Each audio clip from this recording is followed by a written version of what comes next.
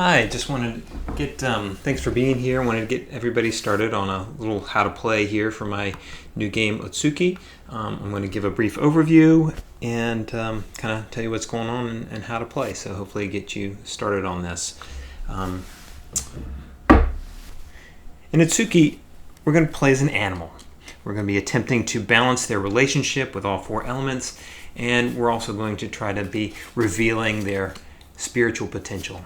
And so once you achieve both of those aspects, balancing all four elements and achieving your spiritual potential, that's how you win the game of Otsuki. So to start the game, you're just going to pick one of these animals to play. And if you haven't played before, that's totally fine. Or even if you have, you can just pick an animal that suits you, or maybe you're drawn to. And everybody will pick an animal to play. So that's the first thing you'll do. The next thing you want to do is you're going to want to give everyone a personal player board. So everybody has these little player boards, and they have little spots to put your balanced elements in. Has a little place for your card offering, which I'll go over in just a moment. But everybody takes one of these and sets it next to their animal that they've chosen to play. Next thing you'll do is you'll take this. This is the spirit board, and this goes in the center of the play area. And you'll notice that on the bottom of each of these animal cards, you'll see a little icon, and here's the fox's icon. But they all have little icons that match one of these tokens. So this is the token, and these tokens start at the bottom of this spirit board. So here we have that, we have the doe here, and we have the sparrow here. So I'm going to grab that. And so those are the tokens we're going to be playing with here. All right, so the next thing you'll want to do is every player is going to grab a set of these element pawns. And these element pawns represent different elements within the course of the game. So this is the fire and wood and water and stars. And I should also note, this is a prototype version. I think the pawns are going to change in the final version of the game so that they're a little more aligned with the elements. So everybody's going to get their own set, and they're going to sit right next to their personal player board there. All right, during the game, everybody's going to be moving up this spirit board, and you'll see, I'll show you this a little bit closer. You'll see there's 3 spots, and once an animal reaches the top of that spot, that is when they have reached their spiritual potential, and they'll flip over their animal card. That is one of the 2 winning conditions of the game. The other win condition is you need to be able to have you need to have balanced all 4 of these elements. So in this case, we have fire, we have stars, we have wood, and we have water. So all 4 of those elements need to be balanced, and you have to have revealed your spiritual potential in order to win the game. And the first player to do that is the winner. All right. So Otsuki is a game, a card game, a trick-taking game. So if you're familiar with trick-taking, you'll get this pretty quickly. If not, no worries. It's not difficult to understand. So Otsuki is played in rounds, and everybody's going to get a hand of 7 cards. So this is the back of the card, and this deck of cards is 1 through 9, and they are they showcase 4 different elements. So here, that match the pawns here. We have wood, we have fire, we have water, and we have stars. You're going to give this deck a good shuffle, and everyone's going to get dealt a hand of 7 cards. And the remaining cards are going to go off to the side. You can put them next to the spirit board or off to the side, wherever is comfortable. So you're going to look at your cards, and you can organize them however you like. You can organize them by suit and by order. So to start the round, everyone is going to take 2 of their cards, and they're going to pass 1 card to the right, and they're going to pass 1 card to the left. Now you're going to do this face down so that nobody can see what cards you're passing. And all the other players are going to do the same. They're going to pass 1 card here. Once they've done that, now you have your starting hand of 7 cards to play the game. Otsuki is a game. It's played in rounds, and A round consists of playing cards until one player around the table is out of cards, and then that round is over. All right, okay, I'm going to show you what you do on your turn. Simply speaking, you'll take a card out of your hand and you'll play it into the center of the play area to start the trick. So if someone else has the same element, they must play it. So here the sparrow player has wood cards, so they're going to play a wood card. And the doe player also has wood in their hand, so they're also going to play a wood card. You evaluate who has the highest valued card in the trick. In this case, the fox player with the 8 of wood does. Oops. And they'll take all of these cards. So when you win a trick, you're going to take this trick into your play area, and you're going to look at the elements that are inside that trick. In this case, it's only wood. And you're going to choose one of these elements to balance. Again, in this case, it's going to be the wood element. So you'll take the wood pawn and you'll place it into the balanced elements slot on your player board. You'll then take one of the remaining cards out of your hand and you're going to play it face down into your card offering. Now, at the end of the round, and the round again ends when one player is out of cards, we're going to determine the highest offering. Whoever has the highest offering is going to be able to move up the spirit board. And again, whoever reaches the top of the spirit board will be able to flip over their animal card to the spiritual potential side. But again, even if you have reached the top and flip over your spiritual potential, you haven't won the game yet. You win the game immediately when both conditions are met, all 4 elements balanced and your card flipped. Just wanted to kind of go over that. That's what's happening when you're placing cards into your offering. You are working towards the highest offering. The other way to move up that spirit board, and the other consideration for putting cards into your offering, is if you were to get an offering of exactly 13, that would also move you up the spirit board. The other way to move up the spirit board is to win no tricks at all. So as we're playing a round of cards, once the round ends, if a player has won 0 tricks, they will also move up the spirit board towards their spiritual potential. One thing that's unique about Otsuki, before I continue, is this cycle of elements. And here you'll see it. It's on the back of every card for easy reference, but you'll notice that we have these elements are in a cycle: wood, water, fire, and then back to wood. And what that represents is that wood is stronger than water. Wood absorbs water. Water stronger than fire. Water puts out fire. And fire is stronger than wood. Fire burns wood. You'll also notice that this star element is outside of this cycle. That just means that none of these elements can defeat the star element. But also it means that the star element is not going to be able to defeat any of these elements. All right, so as you're playing the game of Otsuki, if a player were to lead a card, for instance, this 8 of water, and you in your hand don't have any water, then you can play a card that can defeat that water according to the trump cycle.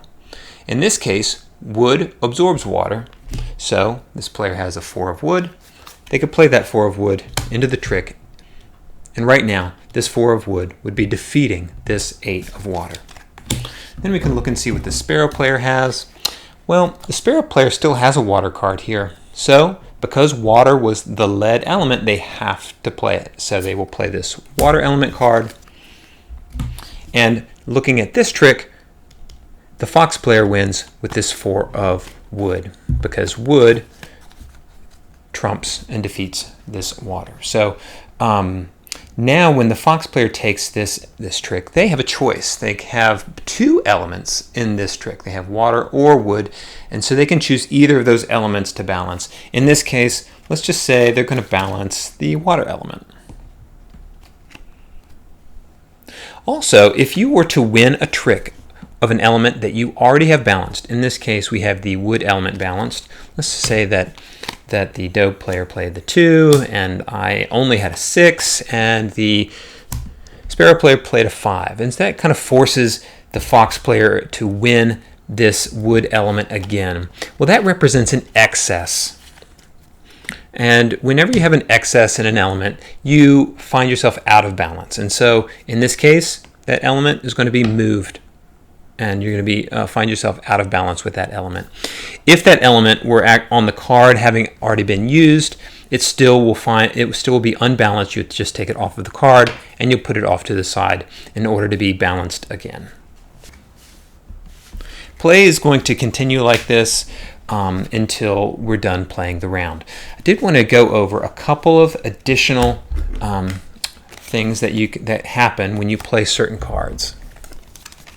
And one of them are the 2 cards. You see all the 2 cards have this little symbol at the top. So if we're playing and somebody plays a 2 into the trick, they get to draw a card from the remaining element cards into their hand, and then they will get to discard. It can be the same card that you just drew, or it can be a different card, and that just helps. It helps you if you want to refresh your hand or find something better for your hand. The other 2 special cards are 1s and 9s. So 9s have this ability that when you place this card into your offering, it means that you cannot move up the spirit board. And the 1 special card means that it will beat a 9 if it's played into the same into a trick with the same suit. In this case, the 1 would defeat the 9. This doesn't mean that the 1 is the most powerful card. For instance, if the 7 was played instead of that 9, then the 7 would win the trick and not the 1. Also, if there's anything that changes the value of a 9, that would also change its relationship to the 1. So the 1 here, in this case, would always beat a 9 valued card.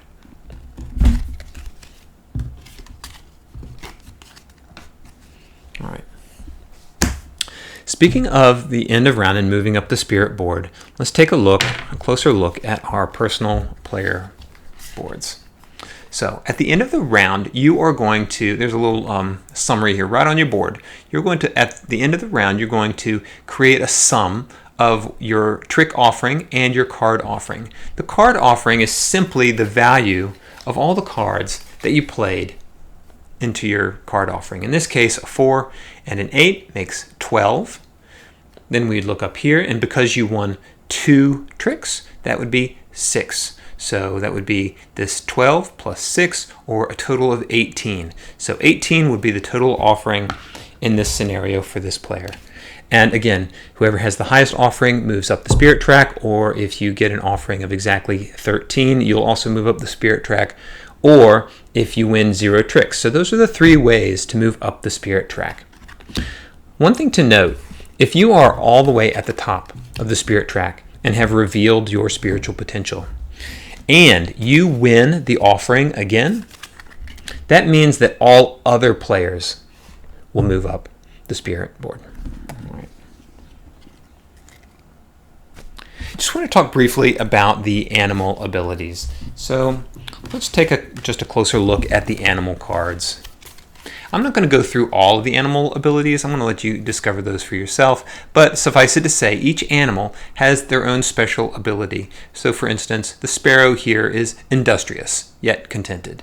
So, and his ability or her ability is to draw 2 cards from the deck and then discard 1 from your hand. So that is adding cards to your hand and also giving you some more variety of what might be available. You also might have the opportunity to discard or shed cards that you don't want in your hand. In order to activate an animal's ability, you're going to take a previously balanced element, or an element that has been balanced from a previous trick, and if you would like to use that animal's ability, all you need to do is take that balanced pawn, and you're going to set it on. You're going to set it on that card in one of these 2 slots.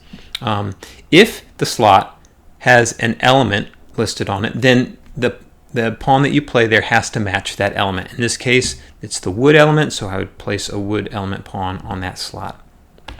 If I had both of these, I could place this water element on this blank spot.